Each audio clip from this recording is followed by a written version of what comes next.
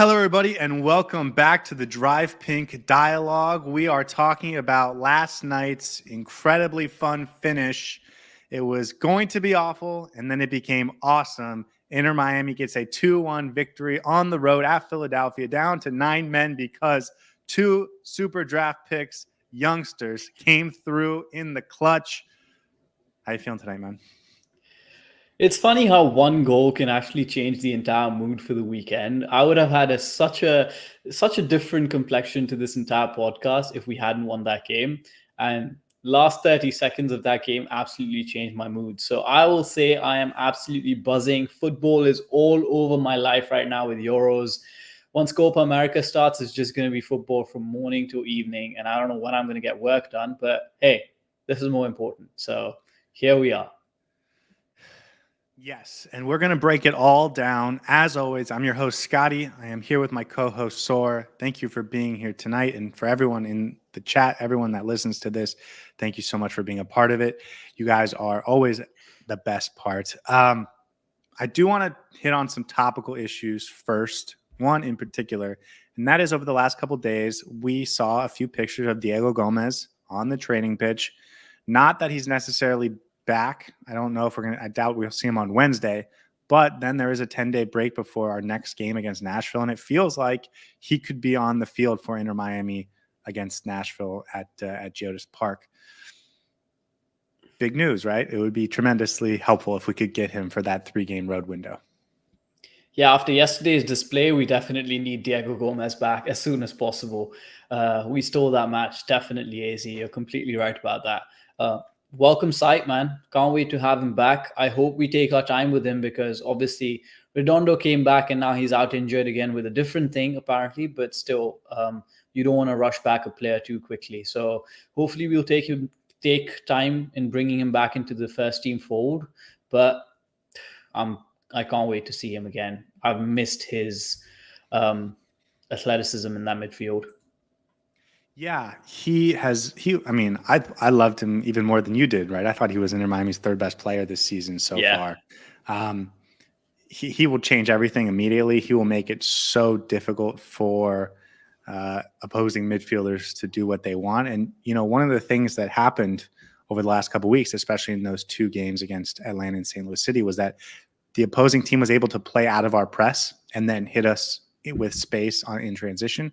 And when Diego Gomez is on the field, he's up in your face so fast. He's so quick. He's so big. He's so long. And he's so athletic that he really makes it difficult to play out of a press. And instead of you playing out and then creating an opportunity going the other way, he just turns the ball over and then gets his team going forward momentum. So he's going to be phenomenal when he comes back. Hopefully he's fully, he's working towards full health, and that when he does come back, he's going to be at full capacity.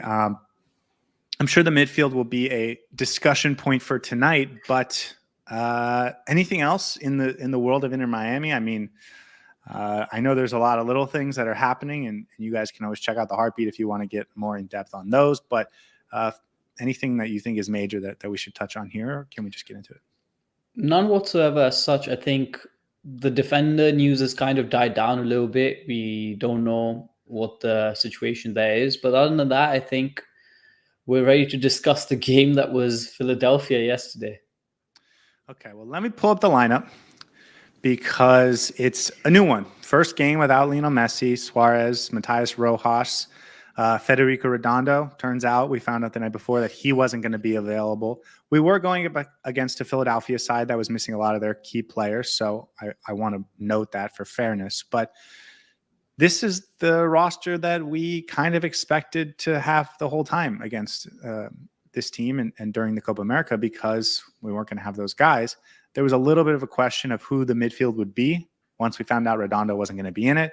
Kermaski, Ruiz, Yannick Bright, those felt like the options, but everything else felt sort of locked in, right? Any complaints about this now that we've seen how everything played out? This is hindsight 2020, and I hate to always do this to Tata, but that midfield permutation just doesn't work, does it? There were so many issues there again, and I don't know what's wrong with this midfield, and I think I know what we're missing, but it just seems like the balance is never right. It wasn't as evident in this particular game as it has been in some of the last few games, but still, I don't think it was up to the mark. We obviously have our thoughts about it, and we know exactly who we're missing, the number 6 destroyer in that midfield. But it just seems like Tata Martino is adamant to go with 2 8s and 1 deep line playmaker and no out and out 6, which sort of creates a little bit of an issue. So hindsight 2020, but that midfield I don't think worked that well for this particular game. The backline picks itself. The front three I think did a really good job. Campana was very active throughout the game and unlucky to miss out on a goal. Robert Taylor was okay, average, but I wouldn't pick anybody else in that left wing spot. So overall, apart from the midfield three, I think this was a team that picks itself. Yeah, we're going to go a deeper dive into the tactics, and I do think that the lineup he put out there is a demonstration and sort of forced him to play a certain way, forced Inter Miami to play a certain way, and we'll get into why that worked or didn't work. But I think as far as the starting 11, this was sort of what you were going to go with always, other than potentially adding Yannick Bright. So let's just get into the big moments. It started quick, and this is something that maybe we thought we put behind us, and it turns out it's not. A sloppy turnover from Benjamin Kramaski in the 3rd minute leads the ball to Jacob Glesnes, who just takes a step forward into the midfield. Has the space to do that because Ruiz and Kramaski haven't been able to react to the turnover yet and get into position. And then he pushes the ball forward. It's a tremendous pass from Glesnes to Uwe, who takes about 2 or 3 touches into the box, gets a one-on-one with Drake Callender, and puts it away. 3 minutes in, Inter Miami's already down 1-0. I thought we were done with this. This was when we played the Revolution and Sporting Kansas City, but we were done with this now. What happened? Why did that play go so wrong so quickly and just a disaster class from minute 3? Nah, we're never done with the quick first-minute goals, are we? This is Inter Miami we're talking about. Unless we concede first, we're not winning the game. So as soon as we conceded, at least I was comfortable about the fact that, yeah, this is a game that we're potentially going to win. There are a couple of things that I noticed in that game, and I think I spoke to you about this offline, but the first and foremost was obviously not having a midfielder in there who's sort of sitting a little bit deeper, trying to protect the back line. There was a massive passing lane in there, which should have been blocked off by one of Ruiz or Kramaski. And without a body in there, without somebody to block off or cut that passing lane off, it was, I think, Glesnes who passed the ball. It was very easy for him to just roll it in. And it was a really good pass. It was perfectly weighted. He had a lot to do, and he managed to find the exact right pass with the right weight, with the right pressure on it. So good for him on finding that, but that could have been easily avoided if one of David Ruiz or Kramaski was in that middle position, but both of them were quite far up ahead. So there was space in behind. And then the second aspect of it was Aviles, I think, had the wrong positioning because he was on the wrong side of the striker. He should have been behind him rather than in front of him. So as soon as the ball came through, the striker was behind his shoulder, so he wasn't able to catch up, and it just allowed Ure to run into space. And this didn't happen once, this happened twice. This exact same play happened twice. And I would say as much of an issue it was with not having a midfielder in there, it was also, I think, Aviles who completely switched off. And yeah, I just saw that comment and I can't stop myself. That was quite funny, cynical. Okay, so the real problem was, and you mentioned the midfielders, there was nothing that those two midfielders could do because of where they were set up to play. If you did have Yannick Bright and Sergio Busquets as a defensive partnership, then one of them would have been in that passing lane to stop that play. But that's no one's fault because that's not the lineup that was out there. Really, you don't want to turn over in that position if you're Kramaski, but really the blame does lie on Aviles and Christoph. Christoph was 2 yards behind Aviles, and so he created that space for Uwe to run in behind and stay on side, and Aviles wasn't going to catch him. Uwe faster than I was expecting. Aviles has been relatively good at chasing down those types of plays this season, but wasn't able to last night, especially against Uwe. And at least catch enough ground to make the shot difficult to at least affect the runner. And he wasn't able to do that. It was a clean shot from Uwe and nothing Drake Callender could do. Tough. It was sort of one of those moments that happens if you get caught out with a bad turnover and guys are in the wrong spot. So it's tough. You're right. There was another play later on, and I did make note of it. It was the 12th minute. Quinn Sullivan is the runner who makes the run and gets the ball beyond the back line. Quinn Sullivan, not quite as fast as Uwe, and I believe it was Toto Aviles who was able to track back and make that shot more difficult, and he wasn't able to put it on target. Quinn Sullivan, that is. Tough, but this is what Inter Miami set up to do, and this is the weakness of how we set up sometimes, where we are relying on our back line to defend in one-on-one transition if we turn the ball over in dangerous spots. And we were turning the ball over in dangerous spots early on in that game. I want to talk about that a lot, but let's run through some of the big moments, and that'll add some context to our discussion. It did feel like that first half was all Philadelphia Union.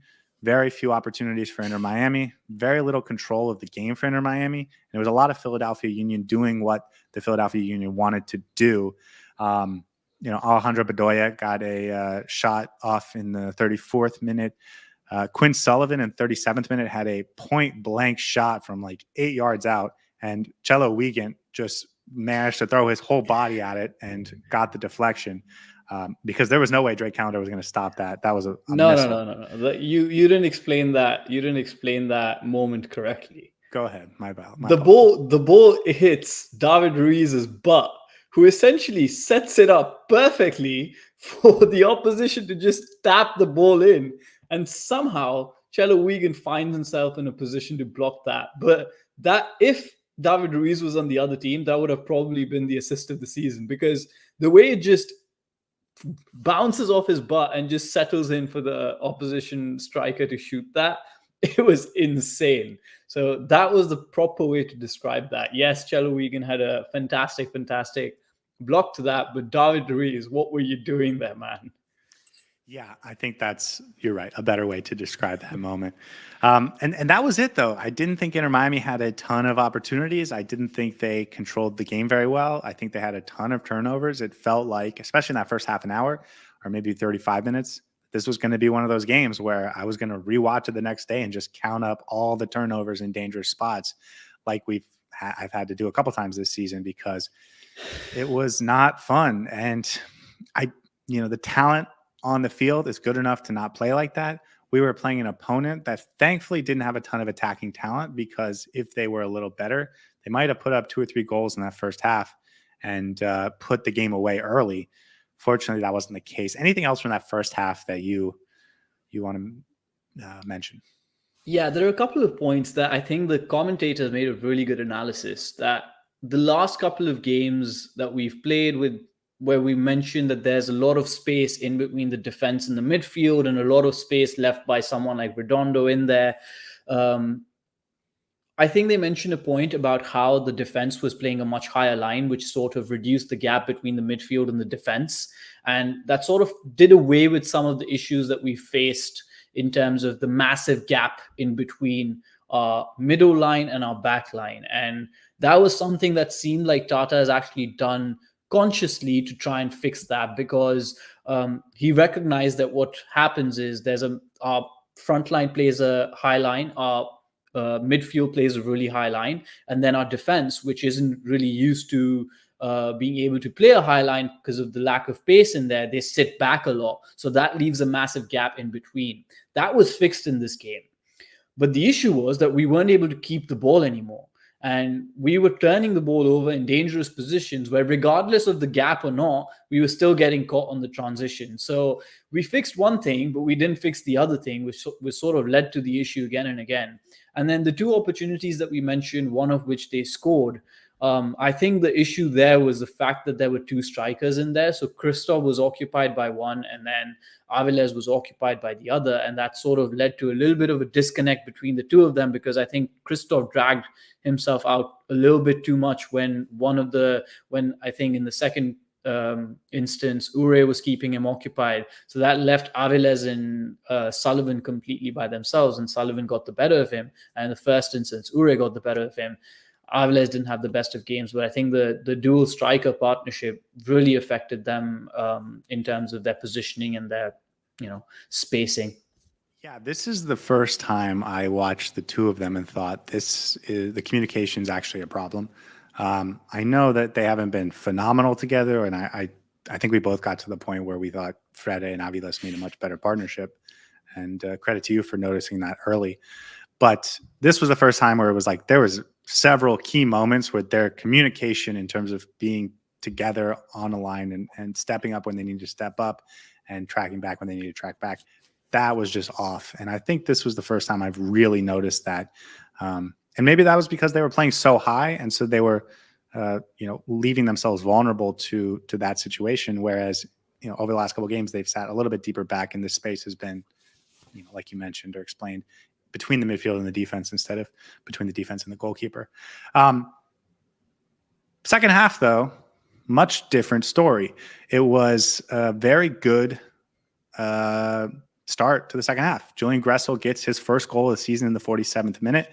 It was a play that came from control and sort of the same style of thing that Inter Miami was trying to do in the first half, but they weren't turning the ball over. They were being a little bit more careful, and then they were pushing forward in a way that they can do. Jordi Alba puts the ball into the box to Kremaski, who, if I'm being kind, dumps it off to Julian Gressel, who has to control it a little bit, but then turns around, fires, places it really well, and gets his first goal of the season, puts us back even with the Philadelphia Union to make us feel like we had a little bit of control, momentum coming into the second half, and all of a sudden you're not desperate trying to get that goal later on in the second half, which is always nice. Yeah, it was very much needed for us to score that goal early in the second half, because if Philadelphia started with the same energy that they had in the first half, because they were pressing us a little bit and they were causing us to turn over the balls, it would have been a long second half. And there was definitely a difference in the first half and the second half. As you mentioned, we weren't turning the ball over that much.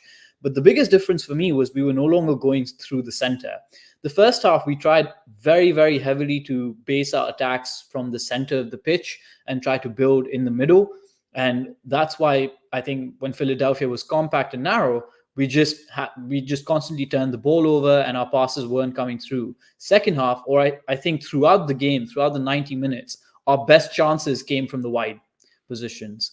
Every single time Jordi Alba put a ball in, Julian Gressel put a ball in, we created dangerous chances. So for me, the fact that we switched that up, and good for Tata and the coaching staff to recognize that, we started playing a lot more in the wide channels, really helped our cause, because otherwise in the middle, we were just losing the ball because it was just so compact. Yeah. I also think that, like, almost to a man, everyone kind of stepped up in the second half. They went from like a 5 out of 10 to like a 6.5 out of 10 or higher. Yeah. And that made a huge difference. We weren't turning the ball over just carelessly or nervously. There was just a lot of heavy touches in that first half that you kind of saw disappear in the second half. And sometimes that's just confidence. Sometimes you have to get yelled at in the locker room. It is what it is. In the 52nd minute, there was a nice little interchange that led to a Campana shot. He had a defender in front of him, so he tried to curl it with his left foot. Wasn't quite able to put it on target, but still a real opportunity. And again, coming off that goal 5 minutes earlier, it felt like Inter Miami was building some momentum. In the 67th minute, a turnover and then a quick through ball from Julian Gressel to Leo Campana led to another opportunity where Campana sort of is there may have been an opportunity to pass the ball to Kremaski, but Klesnes sort of drops off. We could talk about that in a second. And then Campana fires the shot and it's saved. I see your reaction. Tell me what's going through your mind there. That was a cross ball, man. That was all he had to do was square that ball. If he squares that ball, it would have been a perfect chance for Kremaski. I'm not saying he shouldn't have taken the chance. I know strikers love to get in that position and score a goal, and obviously once the chance was gone, you're like, okay, he should have possibly passed. But I would have loved for him to pass there, because that would have been a much easier chance for Kramaski than for Campana. Yeah, that's what I felt live. But the more I rewatched it, the less I felt that way, because Glesnes, who is sort of trying to guard both guys with one, starts to tail off towards Kramaski. And so by the time he takes the shot, it would have been a much more difficult pass than it looked like live. Yeah, it was like a fraction of an opportunity much earlier, but I think he just drifted out wide a little bit. Yeah. And then the other thing is, who do you want taking a shot? Your striker or Campana, your midfielder? And I think Campana, even though it was his right foot and not his left foot, I think is a striker at heart. And he probably was like, I'm the guy who's best for this. Yeah. That was in the 67th minute. And then just a minute later, after the save, you have the corner that cycled around, and then a turnover that led to David Ruiz making the transition foul. It was his second yellow card. 68th minute, Inter Miami goes down a man, and all of a sudden, all of that momentum that felt like, oh, we got this in the second half, seemingly vanishes. And I thought this was a huge turning point in the game, actually in Inter Miami's favor.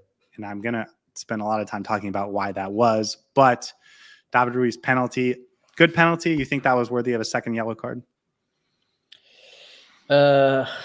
Yeah, I guess. He did stop a transition, but for me, I think he shouldn't have made that foul, because they were still quite far back in terms of their transition they were in their own half, so there was no need to make that silly challenge there. I don't know if anyone would have been able to catch up with that transition. Might have led to an actual opportunity, but that was definitely a yellow card. It was very cynical. He knew what he was doing there, and I don't think there was a need for that. Yeah, I agree. Definitely a yellow card. I think Inter Miami had 6 yellow cards last night, and I think that was the one that was most deserving of a yellow card. There was a couple that I thought were relatively weak. But at some point in the next few minutes, and the TV crew almost missed it, and so I don't actually know what the minute was, but there was an opportunity for Philadelphia that Drake Callender made a really nice save on. But that was really it for Philadelphia. They had the man advantage, and they weren't able to take advantage of it. And in fact, Inter Miami was suddenly hitting on the counter in a lot of dangerous ways. There was a cross from Julian Gressel to Benjamin Kramaski late on. It was in the 82nd minute, and Kramaski gets his head to it. He heads it down into the ground, but then it bounces up and hits the crossbar, so we can't score there. One example of an opportunity that Inter Miami had sort of in transition. But then in the 85th minute, Toto Aviles tries to waste a little bit of time, kicks the ball 5 yards into play, gets a second yellow card, and all of a sudden Inter Miami's down to 9 men. I hated that. I thought it was stupid, and I think as a referee, you shouldn't be giving a second yellow card for that. Toto Aviles was already suspended for next game. Yeah, okay. Go ahead. That should not have been a yellow card. I don't think that should have. Listen, that was if it's a first yellow card and there's a lot of time wasting by Inter Miami, okay. But as a second yellow card, that was just bad. And it wasn't even like he booted it out of the park or something. He just literally touched it out. That was quite cynical from the referee this time. So if I was in that position, I would not have given that yellow card. But Toto Aviles, man, why are you giving the referee a reason to do that? Just be normal, man. For once, don't lose your head in the 85th minute. We're so close. We're looking significantly better than Philadelphia, even with one man down. We can get a result here. Yeah, I know we're not winning, but at this point, I would take 1-1 and be more than happy to take the point back home to Fort Lauderdale. Why are you messing this up for your team? Toto Aviles needs to go into training tomorrow morning and buy each of his 11 players or 9 players who were on that pitch a gift, because they saved his butt in that game. And I have no idea how he came up with the 3 points in this game. That it just doesn't make any sense, but I'm not going to question it. As to that yellow card, he needs to stop this, man. He really needs to stop this. It did feel like it it felt like at that point there was a really good chance we were going to lose this game. Oh, yeah. Whereas for most of the second half, it felt like Inter Miami was trending towards getting a W and 3 points. But down 9 men, they throw on Yannick Bright, they throw on Leo Afonso, they throw on Ryan Saylor, they throw on Noah Allen. All the guys you expect. They throw on Franco Negri. All the guys you expect to help deliver you a clutch last-second goal. And thank God Tata Martino did it because they pulled it off. 94th minute, Yannick Bright intercepts a pass from Jack McGlynn. He dribbles wide into space, avoids a turnover, and there's 3 Union players crashing down trying to get a quick turnover so they can create an opportunity. He avoids turning the ball over, bodies off a defender, has the wherewithal to put it forward into space, and has Leo Afonso running through wide open. Kramaski also running his little heart out, although you could tell his legs were gone at that point. 9 men, Inter Miami, hitting on transition. Glesnes is the only guy that can defend it. Leo Afonso has a little stutter step and then blows past Glesnes, gets a one-on-one with the keeper, and says, I got this. This is game. Calls game, ends the game. Inter Miami, 2-1. Close it out, no problem.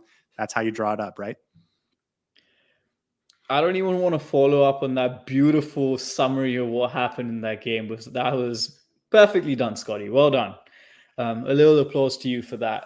Very colorful commentary. Couple of things. So you said we brought on 6 players, I think. We got Noah Allen on. We got Ryan Saylor on. Yannick Bright on. Leo Afonso on. Franco Negri on. And that's it, right? We got 5 players on in that space of, I think, 5 minutes. Of those, only one of them is actually an attacking substitution. The rest all are the ones that you bring on to try and hold a result. That was literally the cavalry coming in because it felt like we needed those fresh legs. And well done to Tata to bring everyone on. He was like, you know what? Everyone who's on the bench, just go up and play because we need some sort of a miracle. So they came on and they did the job, man, because Christoph was gone. His legs were gone. And, well, I mean, he's old, so we can't really expect much from him. And Ryan Saylor stepping in, Noah Allen stepping in, all these players coming in and doing their job for the last 10 minutes. Hats off. That's what football's about. That's what team play is about. And then Yannick Bright.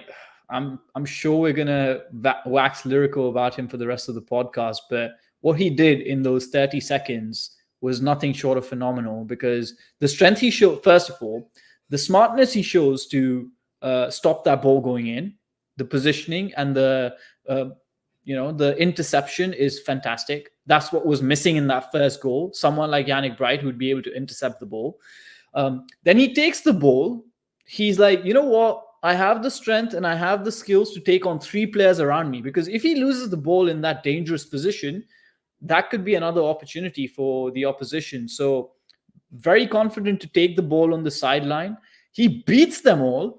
And that pass into Leo Afonso is perfect. It's so well weighted, perfectly done, great angle, difficult angle to put it out as well. But he could have easily just booted it up and been like, okay, go Afonso, go chase it. No, he puts it in his feet. And then what Leo Afonso does is poof. And yeah, poor Brenham Kramaski, I give him credit for trying to keep up. But I was like, he literally looked like he was walking next to Leo Afonso, who was running with the ball. Oh. And that was hilarious to watch. But he gave it his heart out there. And yeah, Leo Afonso had the legs, had the confidence, because he could have easily just squared the ball to Kramaski, but he decided to take it on, had the confidence to do it, and absolutely phenomenal, opportunity, and he finished it. If he'd not finished it, that would have been heartbreaking, but he finished it, man.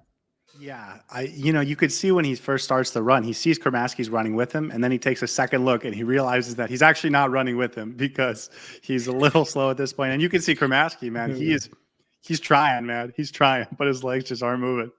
But good for him because even after he beats Glesnes, he probably could have still dumped it off for a tap in for Kramaski, but instead he says, game, I got this.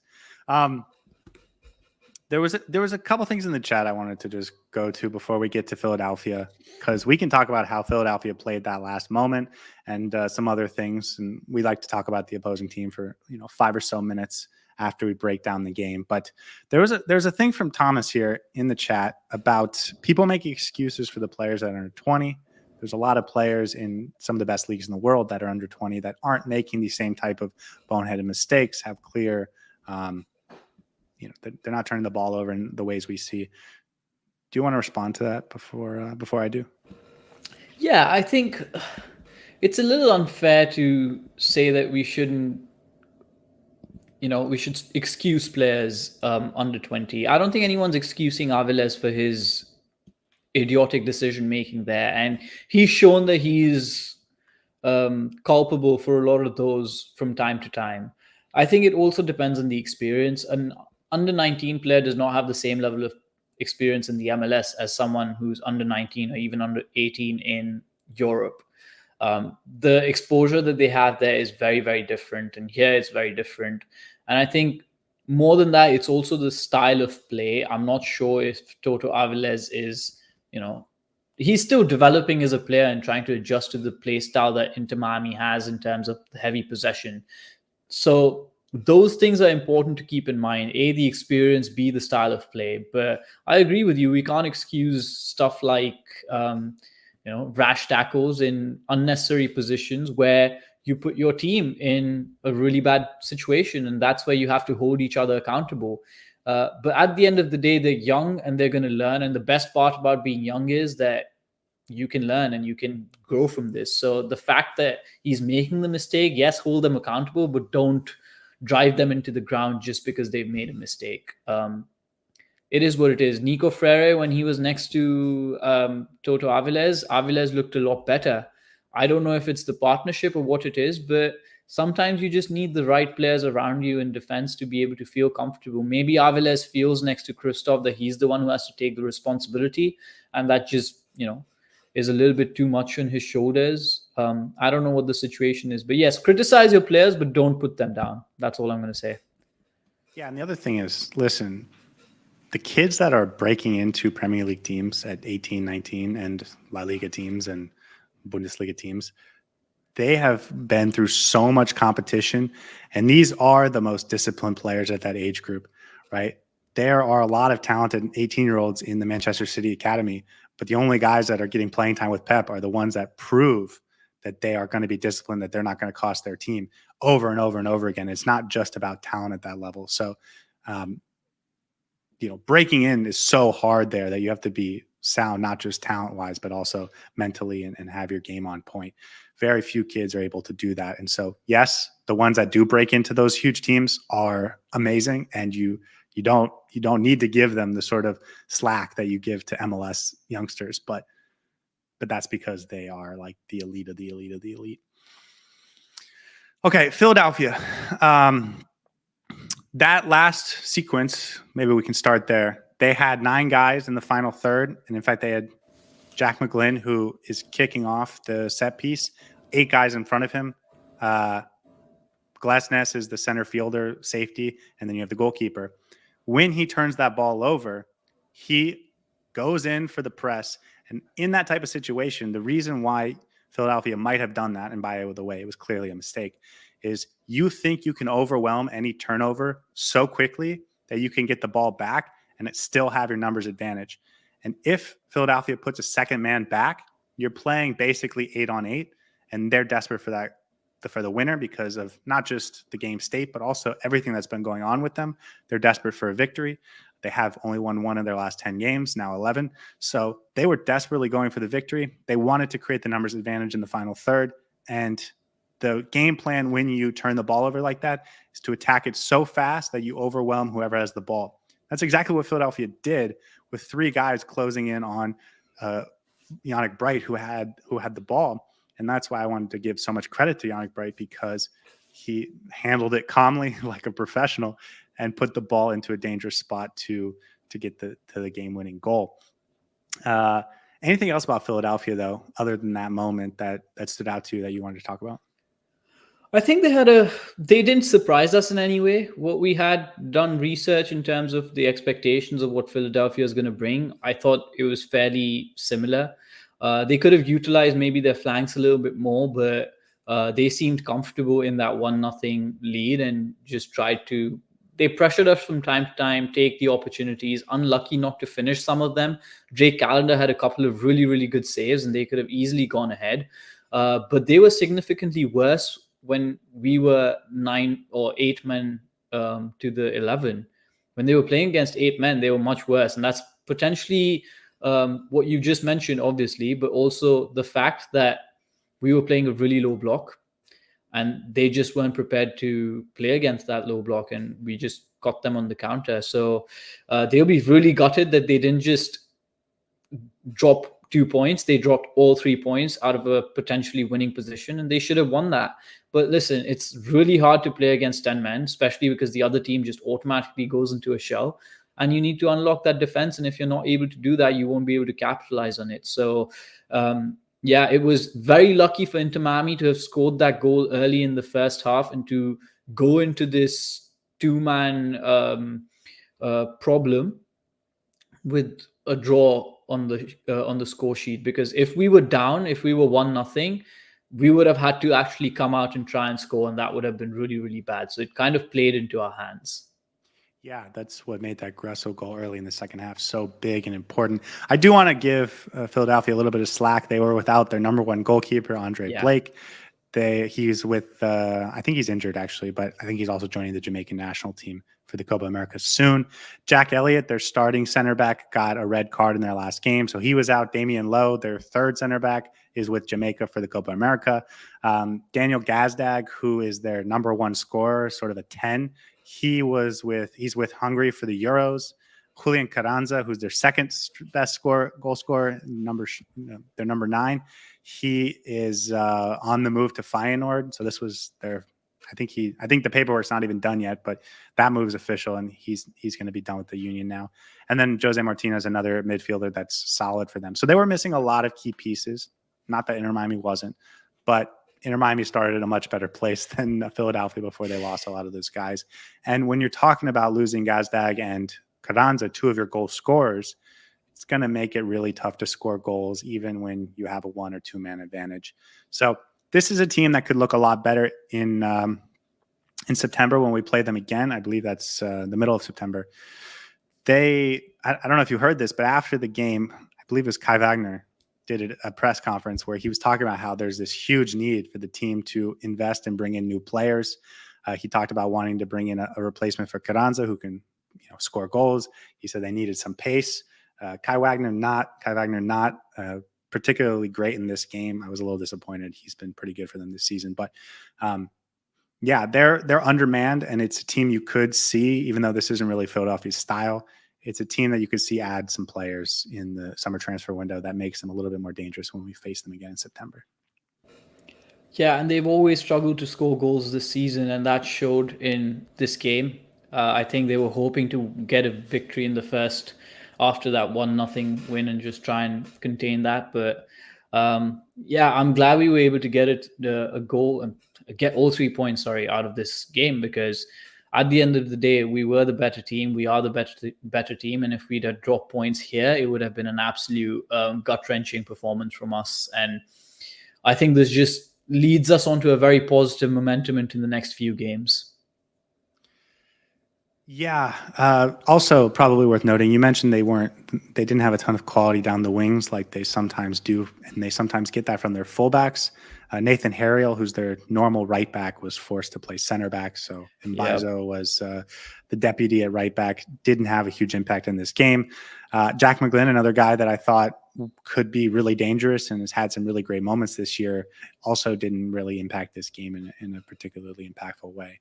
So some of the guys that you would have hoped if you were a Philadelphia fan would step up and be dangerous just didn't, other than that first play from Uwe.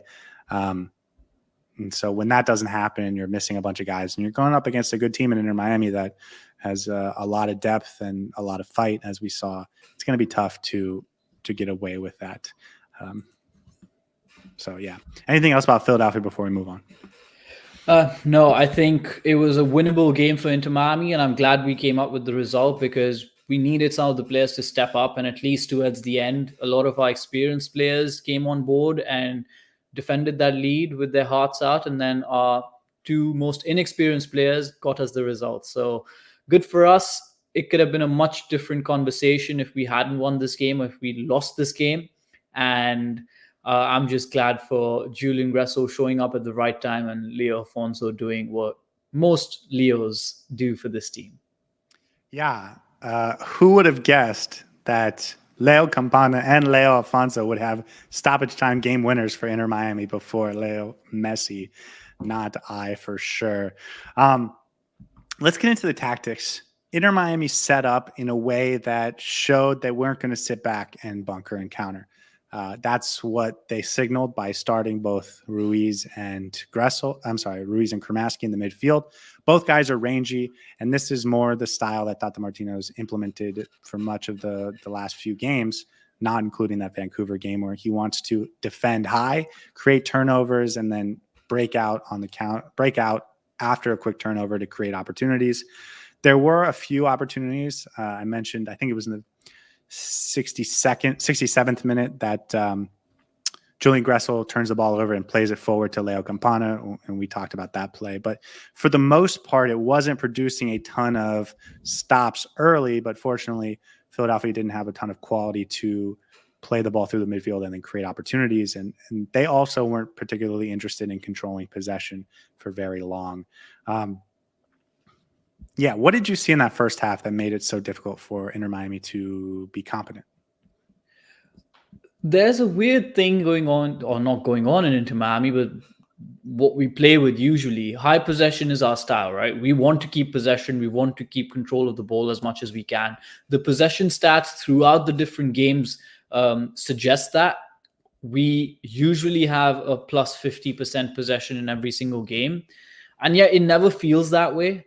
It never feels like we're controlling the possession in any way or controlling the game in any way. And that's because we turn the ball over so much, constantly trying to get the ball, threading it through the center, threading it through, small gaps, trying to make a hero pass, trying to get it over the defensive line. We just turn it over really, really easily. And it just seems like this team has fallen into the habit or the instructions of playing through the center and trying to play back and forth. And it's always the case that we need a reset, whether it's in the half, at halftime, or whether it's after the game where we're like, oh shit, we should have probably done this, where we figure out, okay, this is not working out and we need to utilize our flanks a lot more. And that was the difference between the first half and the second half for me. We were playing through the center, and that's fine. When you have someone like Lionel Messi who can literally just walk through a crowd and still have the ball in his feet, you can do that. When you have someone like Sergio Busquets and Leo Messi connecting with one another, you can make those intricate passes in a crowd. Matías Rojas is really good at making a few passes through the crowd. But then you turn the ball over so quickly in the middle, that's going to lead to transitions, and that's what was happening in that first half. As soon as we switched to the wide side, as soon as we started playing on the flanks, as soon as we got Jordi Alba on the ball, we started creating chances. We need to learn to do that, not after like a halftime talk from Tata Martino. We need to know when our main strategy is not working and when we need to utilize the wings.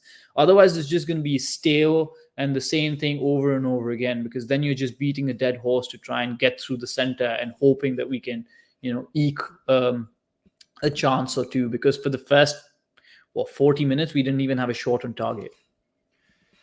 Yeah, there's a reason that very few MLS teams can play through the middle without overloading it with players. It's hard to do, man. It's really hard to do, and that's why a lot of MLS teams spend a ton of money to get a 10 that can do that, right? And the best teams, the best players in the league, a lot of them are 10s, right? Thiago Almada and Ricky Puig and guys that can play centrally and are good on the ball and aren't going to turn the ball over.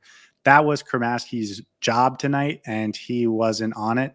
He can do it sometimes, but he was turnover prone, pretty heavy on the touch in this game. And so it wasn't working. And like you said, once we switched in the second half to try and play down the wide areas, it was significantly better. And then it felt like there was a third part to this game where once we go down a man, our tactics completely change and we switch to a bunker and counter type of team. And this is sort of what I wanted from the get-go, but I thought this was our most effective period. Although, like you said, we were much better early in the second half when we were, playing through Jordi Alba and down the wide angles. Talk to me about that third period. Why was it sort of more effective to sit back and try and hit on the counter, even though we were down to 10 men? Because then you don't have space in behind you. This team doesn't have the kind of players in their backline. And I think this was mentioned in the comments. We don't have the pace in our backline and our center backs to try and retreat back or try and catch up when attackers are in transition. Yeah, you don't have the dynamic players in the back. So if someone gets the run on you and if someone is running at you in transition, we don't have the players to do that. When you push the backline up all the way back and bunker down, as you said, then all you got to do is stop those balls from coming in. And that this team is really good at that. Then you just got to be positionally sound. You don't have to do a lot of running. And we've got the players who can just, as soon as we get the ball in that, in our box, we can just boot it out to get some of the quicker players onto the ball and try to get them to be the outlet. And that's what we did. We got it out to Yannick Bright. We got it out to Leo Afonso, and it worked really, really well. There were times when Yannick Bright was the furthest man up, and then he was automatically coming back to be the first man defending. So he was essentially the first line of defense, and everyone else was basically behind him. And that worked really well because we've got the players to be able to position ourselves well and to be able to understand when we need to be narrow and when we need to be further wide out. It doesn't help when we leave space in behind, and when you bunker down, there's no space in behind to exploit. And Philadelphia doesn't have the attackers to be able to exploit that space or exploit the narrow line. Yeah, I think you nailed it at the end there, especially because Philadelphia doesn't have a particularly creative player. They don't have their goal scorers. They're not going to effectively break down a low block, and they don't want possession of the ball. They don't want to force their back line, who is sort of a mix mash, pieces in, pieces out type of situation because of some red cards and some international call-ups. They don't want them to be forced to play out of the back to control possession, getting pressed. That's not a situation they want. They want to be able to sit on the back foot, even though they're at home, and let Inter Miami sort of kick the ball around the back line and have David Ruiz and Krasinski turn the ball over in the midfield. That's what they wanted, and that's what was happening in the first half, and that's why they looked good in the first half. But when we sat back and we were really stout, which, by the way, I think really is a strength of a few of our players, particularly Sergei Kristov, right? That's where he's going to be the best. We're very stout. We have size, so we're not giving up a ton of opportunities on set pieces. We didn't give up a ton of set pieces, and then we have guys that are really quick that could hit in transition.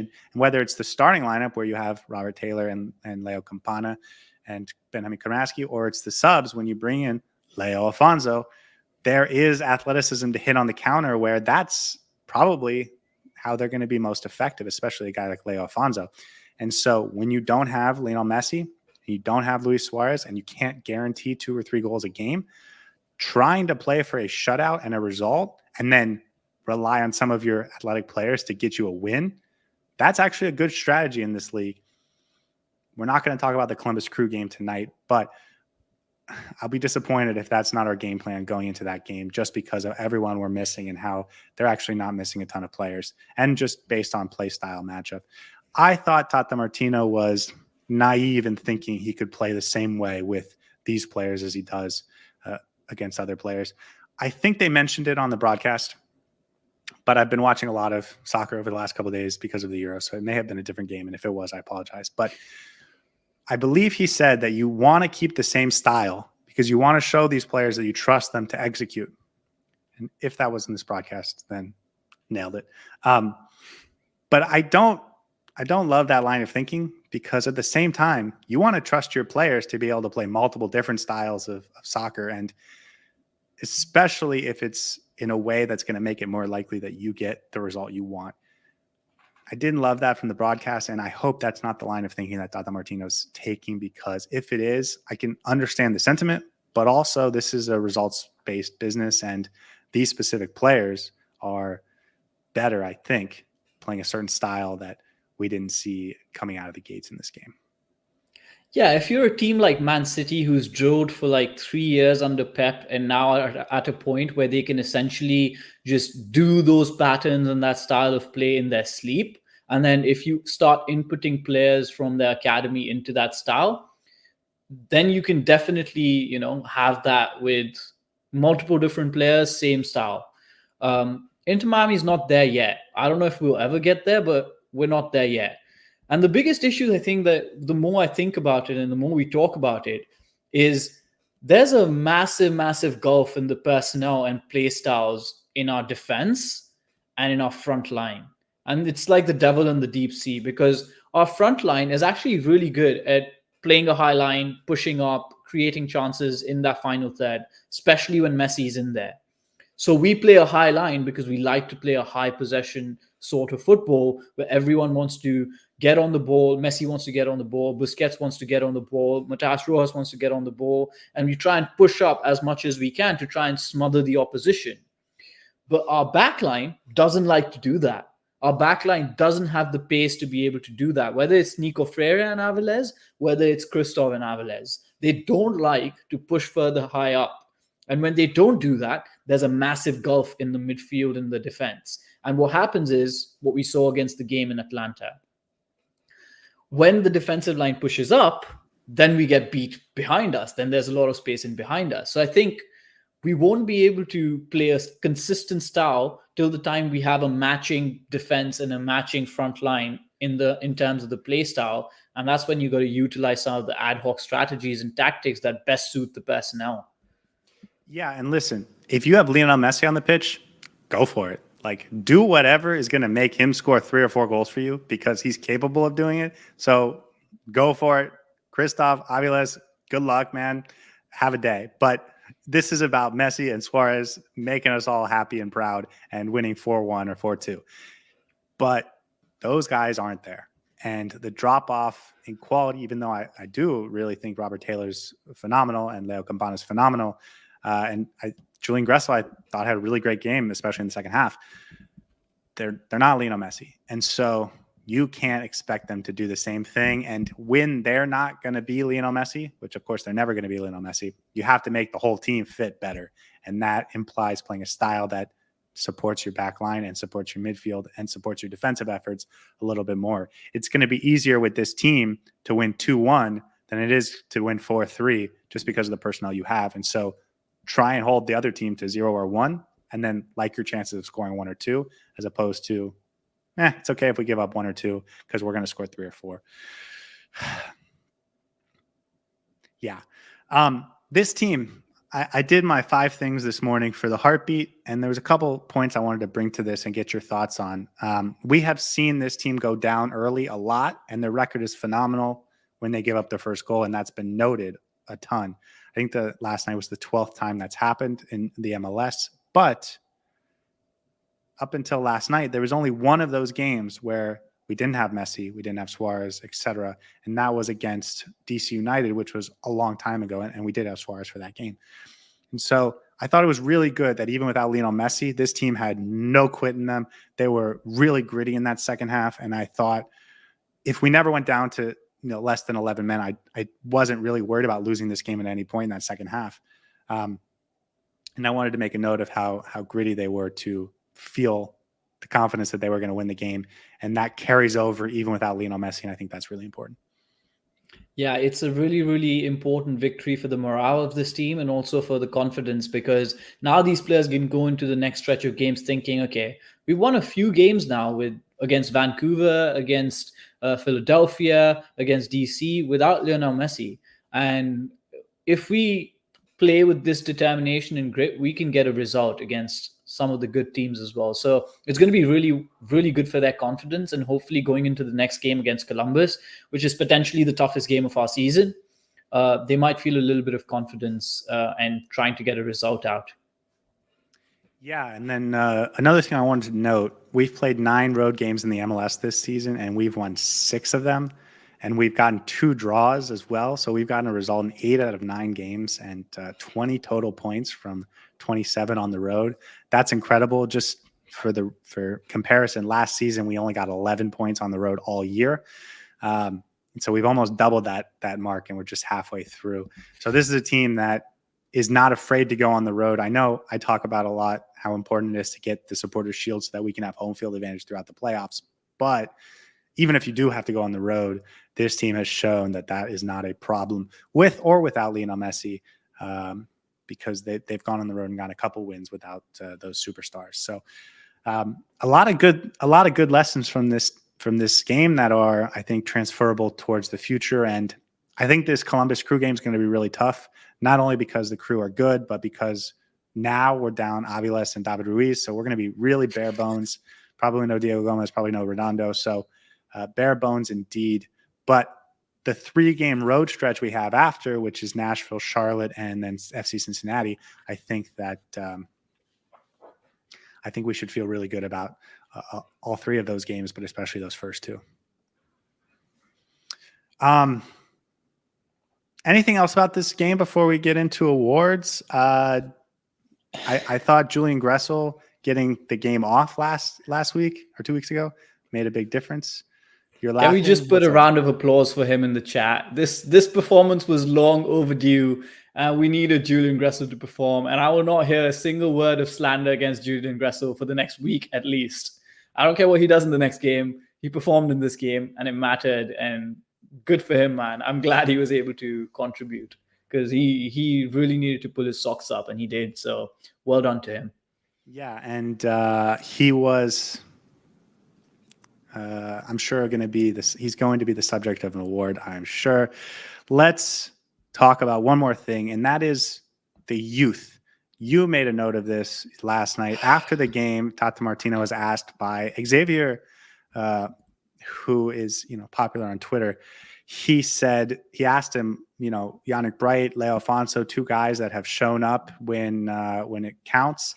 And Tata Martino's response was, yes, they've been good in the minutes they've gotten, but on this team, it's going to be really difficult to get minutes. What's your response to that comment from Tata Martino? Okay, I'm going to try and be rational about this, but the comment that he made is completely opposite to my philosophy towards football.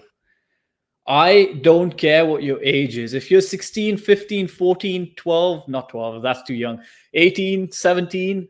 If you're legal. If you can play ball, if you know how to play football, if you know how to control a football, if you're good, you're old enough, right? I'm going to expose my Manchester United way of thinking, but that's the Sir Matt Busby way of thinking, right? If you're good enough, you're old enough. And for him, okay, it's fine for him to think that it's going to be hard for these youngsters to break into this team because there's just so many superstars in there. But you don't go out there and say that out loud after they've basically dug you out of a hole and won you the game.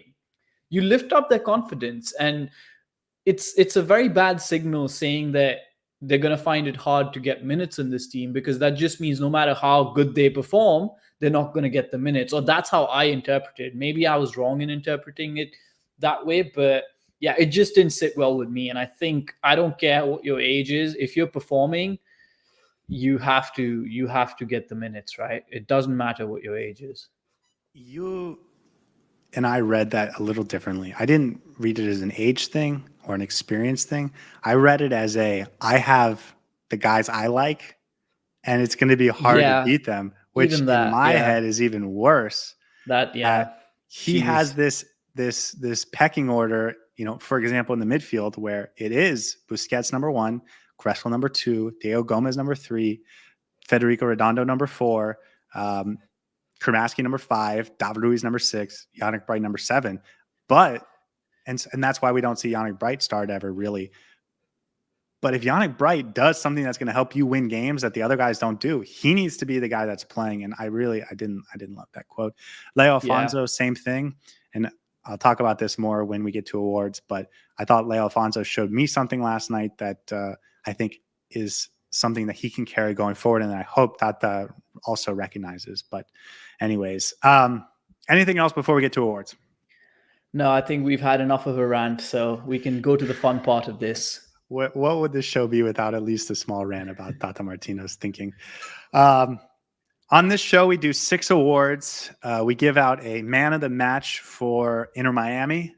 We give out a heron that flew north, and then we give out 2 individual awards each. It's just our way of having a topic about a conversation about an individual player and where they've been, how they did in this game, etc.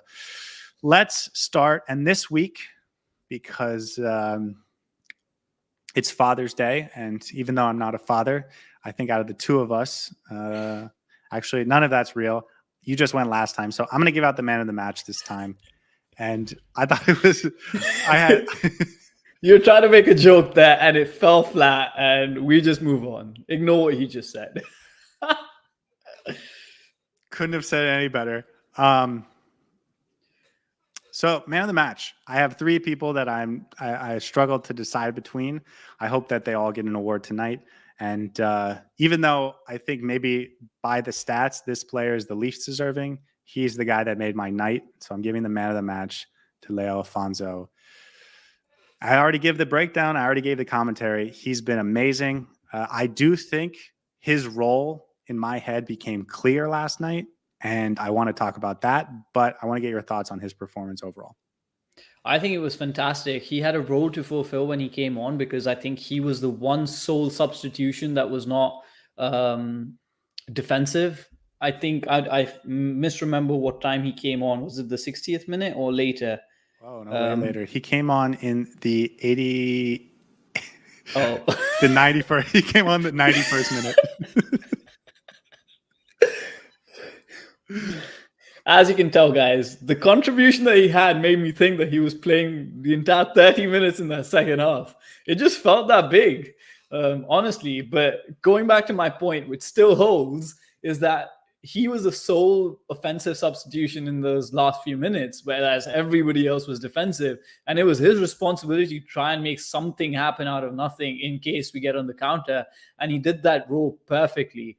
And for me, the most important thing was the level of maturity that he showed in taking on his defender, taking on the goalkeeper, and then finishing with aplomb. That was a fantastic finish, and the maturity and the composure should not be underrated, because big players in those situations can often choke. So the fact that he was able to come out on top, believe in himself, was absolutely phenomenal, and I love to see that. And I did have an award for him, which was the Lion King Award. But yeah, he did really, really well and thoroughly deserving of the man of the match, despite only playing, 9 minutes? Yeah, something like that. He's played 200. His first time. Gambana came on and scored an extra time, a stoppage time winner like 3 or 4 weeks ago. True. So I forget, yeah. It's maybe it's a theme among Leos. Maybe we should bring Messi off the bench one time and bring him in the 91st minute. Yeah, here's the role. When you have a 2-1 lead or a 3-2 lead or a 1-0 lead in the second half, I want you to bring on Yannick Bright to help close that game. I want Tata to bring on Yannick Bright. I also want him to bring on Leo Afonso in the last 5 minutes of a game, in the 85th minute, because in any close game and any one-score game, there's going to be a period in the final 5-10 minutes where the other team does grab hold of the game and is going to put you under pressure to try and get that equalizer because they're trying to get a result. And Leo Afonso is both athletic enough to press well and be a nuisance, but also he's a dangerous weapon on the counterattack. To me, this should be his role, and we've talked about roles all season, Yannick Bright's role, David Ruiz's role, etc. But this is how this player should be used this season. Get him on in the 85th minute. Let him be a nuisance while he's pressing. Let him be another body in the box, but also let him be an outlet to hit in transition to help you kill a game going forward, even if you're sitting back and trying to bunker.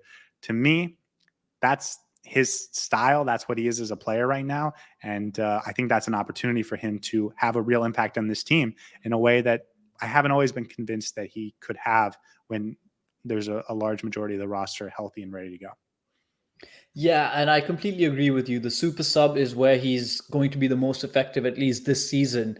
But also, I feel like some of our attackers sort of fade away towards the last few minutes. And I know as much as I love Robert Taylor and I wouldn't want to take him on, I wouldn't be too opposed to Tata making that decision, that executive decision during a game. If one of our attackers is not working, I think Leo Afonso is the perfect option to try and bring on in those final minutes to try and change the game. And as to Peach's comment here, yeah, he did play fairly little time.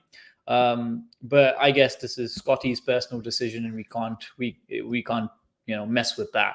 Well, let us know in the chat who you thought was the man of the match, because like I said, I thought there was 3 players that I was sort of deciding between, but for me, I'm giving it to Leo Afonso because maybe he wasn't the best player, but he made my night, and for that reason, he's the man of the match. Anything else about Afonso before we move on, or can we just agree that this is a guy that deserves to play a little bit more than he has lately?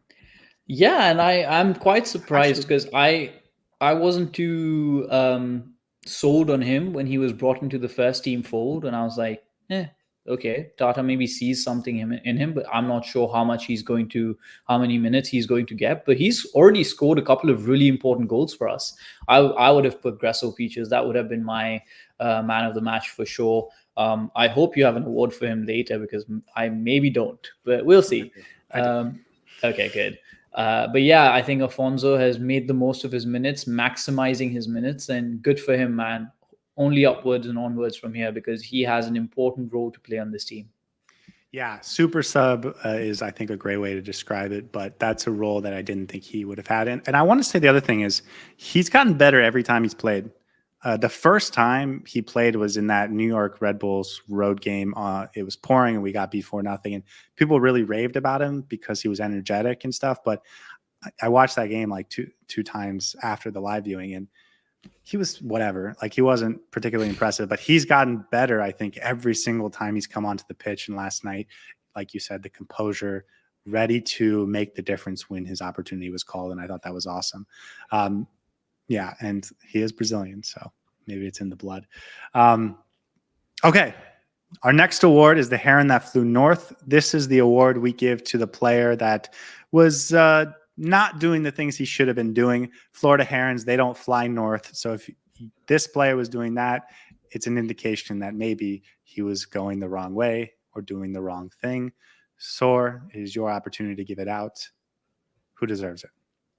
I mean, there were a couple of good shouts for this particular award, but I'm going to give it to Toto Avilés for his brain-dead thinking in getting that red card, that silly red card, and also his decision-making during that first goal. I thought he was positioned badly.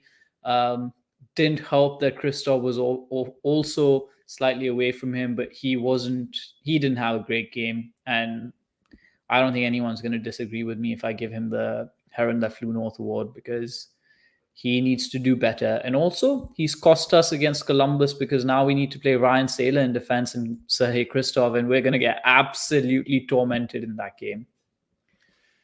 Yeah, my second option was Ruiz. Yeah, no, I think it's definitely Avilés over Ruiz, because not only did Avilés have the 2 yellow cards, and the second one, even though I'm not sure it was a yellow, if you're on a yellow, probably shouldn't be doing that. But also, he got torched a couple times, and he's the most responsible for the goal that we did give up.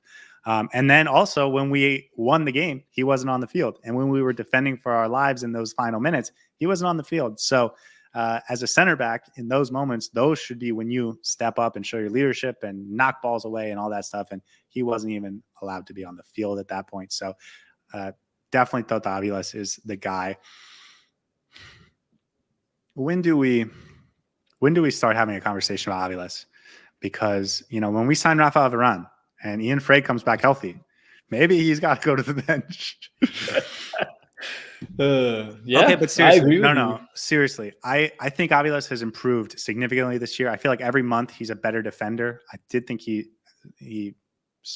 took a step back in this game defensively, but I think he's become a really solid defender and is continuously improving. But we're going to sign another center back this year. And Ian Frey, we'll see what Ian Frey is when he finally gets to play. But is Avilés as locked in of a starter as maybe he appeared a week ago? Again, this is Tata's universe that we're living in, and he has his weird list of players that he wants to put on. But if I was the coach, I would definitely be questioning Avilés, because yeah, we don't have defensive options, and by virtue of the player that he is, he will start until we get somebody in. But once Ian Frey's back, once we get another centre back, I don't know if he starts, man, because he's been improving. Yes, he's potentially our first choice centre back at this moment in time, but he's also now making decisions that are costing the team. This is not the first time that he's had this, this brain dead decision making, and it's costing the team. And when it starts to cost the team, it's not just whether he should be on the pitch or not. Players around him are going to be like, dude, get your head up because you're costing us a game. And everyone around him had to work twice as hard because he wasn't able to keep his composure on the pitch. And that's never good. Yes, you can make mistakes as a player. That's completely fine. But the other aspect of it is trying to get your head in the game, remain concentrated, and not make silly errors that might potentially cost your team 3 points. And that's something that he needs to get a grip on, because otherwise he's just going to find himself on the bench. I will say, I think everything you just said makes sense. And I think the way I led into it, made it seem like there should be a conversation. I think Aviles is the locked-in starter as long as he's healthy, he is. honestly. He's the number one centre back for sure. But you never know. Once Rafa Varane comes to this team. Yes. Well, when Varane comes to this team, we'll just play Varane as the one center back, and then we'll just throw Matías Rojas up top, and Varane will take care of everything, I think. Yeah, of course. We'll go the Thiago Motta route, where we have Calendar and Varane as our two defenders, exactly, and then the rest up top. That's how we're going to play. There you go. See, that's next level thinking. That's, that's Tata's tactical genius at play right there. Okay, my first award, and we give out 2 awards each, and they're, made up on the spot sometimes, but they are certainly unique every time. I'm giving out the Ice Bath Award. That has to go to David Ruiz, right? He's gone out. To David Ruiz. I was, I didn't want to do this one first, but I thought you were just going to guess Julian Gressel for whatever I said. Julian Gressel, yeah, true. Actually, it goes to Benjamin Kramaski because he had a really tough first half, turned the ball over a lot. Really heavy touch. He got an assist in this game, but it was a really weak assist where I didn't think he. We call it the trampoline touch. Yeah, exactly. And yet, in the second half, and especially when we went down a man, I thought he was really good. And I think this is a testament to what Kramaski is as a player, where sometimes his touch isn't the best. Like, he doesn't have elite touch, and that's true. And yet, he still finds ways to impact the game in a positive way. And clearly, by the end, he was exhausted. He needed an ice bath. His legs were spent. And yet, the effort never stopped. And I don't think we win this game unless he's making those runs. And I don't think we win this game if he's not being pesky in the midfield, especially late in the game. And so to have a player that can give that sort of effort and still make a difference, I think is really good. And even though he didn't have a great game, I thought still worth mentioning. And also, he needs an ice bath. Talent takes you a long, long way. Skill takes you a long, long way. But in this game, if you're a hard worker, if you can work your butt off for 90 minutes and work for your team and for your teammates, I would take that over someone who can do tricks and flips and all those fancy stuff. And that's what Benjamin Kramaski brings to the team. He ran his butt off. He hustled. He, dug in. And I know he didn't have a great game. And that's the kind of stuff I'm looking from Gressel as well. That when you don't have a great game, still be able to find a way to affect the game and make a difference. He was running all over the place. Like, he had a chance to score that header, which unfortunately hit the post. Towards the end, he was an option there for Leo Afonso, despite him literally dragging himself from one end of the pitch to the other. And the fact that he's making those runs, he's digging in and making a difference on this team is very respectable, and I'd 100% pick him every single day over someone who, might be super talented but doesn't put in that 100% effort. Yeah, and this is a player that gave us 2,600 minutes last year, which is a lot for an 18-year-old. You don't want to do that ideally, but he was so good you couldn't take him off. This year he's at 500 minutes so far, which I think, if he ends in the 1,200, 1,400 minutes range, I think that's going to be really good for him. But right now he's given us more goal contributions per 90 than any other midfielder. A few of our forwards have a better mark than him, but he's been dangerous and effective. And even when he's having a bad game, he still has an impact. And I think that's always a bright thing to see in a young player. Okay, what's your first award? So my first award is going to be, I'm gonna give the calculator award. The calculator award is going to, interesting. Wow, that's a good award, man. To give it to Jordi Alba in such a situation, that is something. I mean, that's No, pretty clever of you. no, that's not Jordi Alba. Why do you think it's Jordi Alba? Because he always carries a calculator to practice. His math, right? You got to teach his kids some math. Yes. I'll say, Scotty, your explanation of these awards are getting wilder and wilder by the minute, to the point that I may have to stop you from guessing after a certain point. Do you want to take one more guess, or should I give you the answer? Oh, a serious guess? Yannick Bright. There you go. Yeah. Of course. Yeah. Never doubt. Because Yannick Bright, okay, like a calculator, like a calculator, which whenever you put in whatever formula in there gives you a solution. Yannick Bright is the solution for this team's difficulties and issues that we've been facing. And I'm not saying put in Yannick Bright in there for every single game, but we need a destroyer number 6. He is doing the job, man. And I think he deserves the minutes in that number 6 position next to Sergio Busquets, because that solves so many issues that this team is facing. He cuts the passing lane so well. Within his first 2-3 minutes, he did that. He's physical, he's strong, he can run, he can pass. I know he's not an elite passer, but he can make the simple passes. And as that number 6, whose sole responsibility is to be a destroyer, make the tackles, intercept the ball, and push it off to Sergio Busquets. That's all he needs to do. And he does that really, really well. Put him on, man. Tata needs to put him on, because that will solve so many of this team's issues. And we're just going to elevate to the next level. Yes, if that doesn't happen, you can hold my neck and we can have a conversation next. But I think he is the solution. And I know you have a similar idea about him. Yeah, the thing is, if you put him on, you will be more solid defensively, because not of his talent level, but of his style of play, who he is stylistically. You're going to be a better defensive team. And if you give up less goals, you're going to win more games.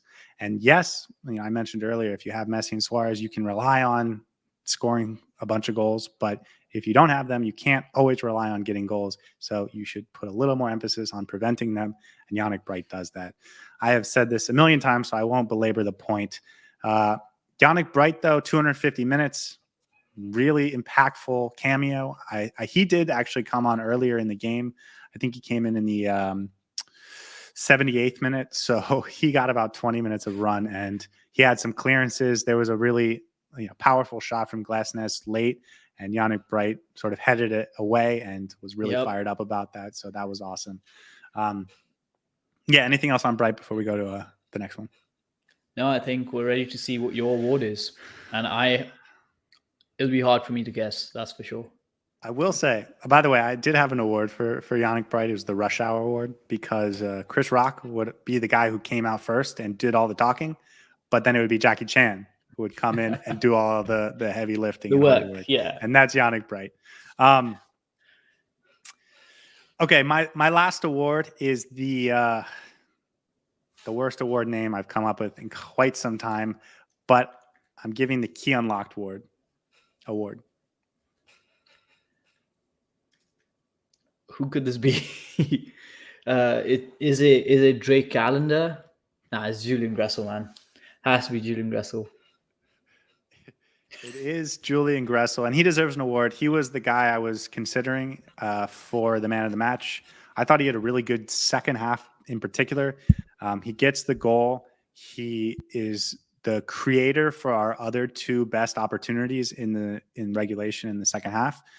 Puts a nice ball forward to Campana that Campana can't beat the keeper with. It's saved. And then also puts in a nice cross to Kramaski where he tries to head it. And he gets it to the head of Kramaski, but Kramaski goes a little too low with it and it bounces up. But he created 2 good opportunities. I thought going into the game that role as a right winger might be really good for him in a team that sits a little bit deeper. And I thought that's exactly how it played out when we started sitting a little bit deeper. And he could be higher up the pitch with time and space and opportunities on the ball. And so I thought he was at his absolute best in those last 25 minutes. To me, that's what I want to see him do. And that's what I want to see us do in the Columbus Crew game. I thought he was really good. And I thought him getting a game off where he just got the pressure off and people stopped talking about the streak and people stopped saying, oh, Julian Gressel again. That was the key that unlocked Julian Gressel. And I think we've seen his two best halves of football in months over the last two games. Yeah, you summed it up perfectly. And I think one of his most underrated aspects of this game was in the second half, I think. Tactically, he was really important as that outlet ball because he's so good at those long balls. I think he had 7 of them throughout the game. When we struggle playing through the middle, switching the ball really helps. And I think the two best players to do that from the deep are Sergio Busquets and Julian Gressel. And the more he can find that role for himself, I think the right wing position is definitely where he should play. I know there's a lot of competition there with Matías Rojas coming in with Lionel Messi, but that's where Julian Gressel shines. But for me, this was one of his best games that he's played for Inter Miami. And it may have something to do with not having our superstars around him. So he was able to be a little bit more comfortable, didn't have too many expectations on his shoulders, and the spotlight was on him and he performed. And I'm glad he had a bit of a rest during the last couple of games because he needed that and he needed that goal. And it was mental as much as physical, for sure. Yeah, 100%. And his consistency is really good. He's played average or above average for the last 25 games consecutively, but you always need a rest after a point. And then his finish, geez, not the best ball from Kramaski by any means. And it bounced when it came into him, and he just took it on the volley. Fantastic finish. It was close, but it was beautifully taken. So for me, yeah, 100% man of the match shout. I would probably have given it to him, but I'm glad he took this game by the scruff of its neck, and hopefully he can move on from this and get even better. Hold on. I want to go back to Peach's comment because he said, how can you give the man of the match when you play so little? And he wanted to give it to Gressel instead. But let me just be clear. Gressel was not on the pitch when the game was decided. So in defense of my Leo Afonso pick, Gressel comes off in the 88th minute, something like that. And that's when we get the winner and the decider. But Gressel had a great game. I thought this was his best game probably since that Orlando City game in the second game of the season. And so he definitely deserves his plaudits. And yeah, he did turn a really tough pass. What did you call it? A trampoline pass? Yeah. He turned it into a nice shot. And by the way, there was a couple defenders on the goal line, not just the keeper. And so he had to place it, and he did. And I think maybe this was his first shot on target all season, but it worked for him. So love it. Okay. Wrap us up with the 6th and final award. What do you got for us? And I'm going to go with a player that we haven't talked about, and I'm going to call it the Vibranium Shield Award. The Vibranium Shield Award. This goes to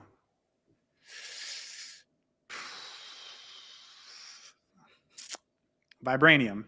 This is Marvel, right? This is Captain America, right? Okay. Captain America's shield is not just defensive, it's also an attacking weapon. But you are going to use it defensively, which is why this is going to Sergei Christoph. Oof. No. Close, but not close enough. Damn. You're getting there. Drake Callender, man. Yeah. We haven't even mentioned him throughout this podcast once. I thought he played a pivotal role in making sure that we did not lose this game. We posted a photo of him before the game on our Instagram and our Twitter, calling him King Calendar. He was the captain for this game. He rallied the troops, and he was a vibranium indestructible shield back there, because there were a couple of chances that Philadelphia had that they could have scored easily. And he had some really good saves. He rallied the troops, organized the defense when it was necessary. And I think, given all the criticism that he's been getting recently, I thought it was worth a mention to give him a pat on his back to, um, up his game a little bit, because he had a good game, and I thought he was just as much responsible for that shutout towards the end as anybody else on the pitch. Yeah, and there was that moment, and again, I couldn't find the exact minute, but the TV 81st. production, the production crew kind of missed it. It was off. They were like showing a highlight, and then it just happened quickly, and they barely got the end of it, and they didn't really go back to it really. But it was a huge save. That was like a highlight reel save, where not every goalkeeper makes that save, and that was the difference in the game, right? So I think this is a good award. Drake Callender, I think he's been very confident and calm lately. The first couple games he was captain this year, I thought he was a little nervous and a little unsure of himself. But I think recently he's been really good. And if you give me a second to do the math, he's on a winning streak as a captain, right? One against Philadelphia, one against Vancouver on the road. And so nice little road winning streak for Captain Drake. Well worth it. Okay, so anybody else that needs to be talked about? Jordi Alba was sort of the engine that created that first goal, and I thought he was pretty solid. Leo Campana, I thought had a really solid second half. I don't know if you agreed with that, but I agree with you. I think Leo Campana, I know he wasn't as effective in the final third as we'd want him to be, but he just does these things in terms of pressing and coming back, maybe a little bit too much at times. I would sometimes prefer him to be up there when the ball's going in, but he has a really good hold-up play. He's really good at, making sure he's playing with his back to the goal, and he does that phenomenally well. I thought he had a really good game, and unlucky not to get a goal because he had a couple of chances that he should have scored. Yeah, just some comments that Busquets should be the captain. I don't think Busquets wants to be the captain, and I think it's good for Drake Callender to be the captain when Messi's not there, because it's going to help him develop, and Busquets doesn't need that. So, sure, he would be a fine captain, no doubt, and he was the captain when both Callender and Messi were away. But I think this is really good for Drake in a way that it would just be whatever for Busquets. So for developmental purposes and mentality purposes, I think it's good for Callender. Robert Taylor, a little quiet. I'm just sort of looking down the team sheet to see if there's anyone that's sort of worth talking about. David Christoph Ruiz was fine. Well, yeah. Anything on David Ruiz? Two red cards now in very important games. One against Monterrey. I don't blame him too much. Both were second yellows, so they were like lack of concentration, lack of focus. And I don't know how effective he was in that first half, but he just got to fix his game, man. He just got to figure out when to be smart about certain things. But yeah, I thought we were better when he was off the field. I did too. Although I do think that was more structural than Ruiz, but he was turning the ball over a little bit as well. Cello Wiegand, I think, graded out pretty well based on the advanced stats, but was just sort of did what he does. And so, yeah, a lot of young guys that we haven't seen in a while. Ryan Saylor, Noah Allen Franco Negri came in to help close the game out, and they did exactly what they came on to do. Let's do a 1-minute preview of what's coming up next. Inter Miami stays at the top of the table with the victory, 2 points ahead of FC Cincinnati, who also got a road victory at San Jose. But we do pick up some ground against some other teams. New York City loses to Columbus. The Real Salt Lake loses. The LAFC is on a nice winning streak right now, so they're probably going to be a topic of conversation at some point soon. But we stay top of the table. We have the Columbus Crew coming up next. We're going to be down a lot of guys, and Columbus did not lose a ton to Copa America or the international tournaments. Quick preview for that game before we do our full preview on Wednesday.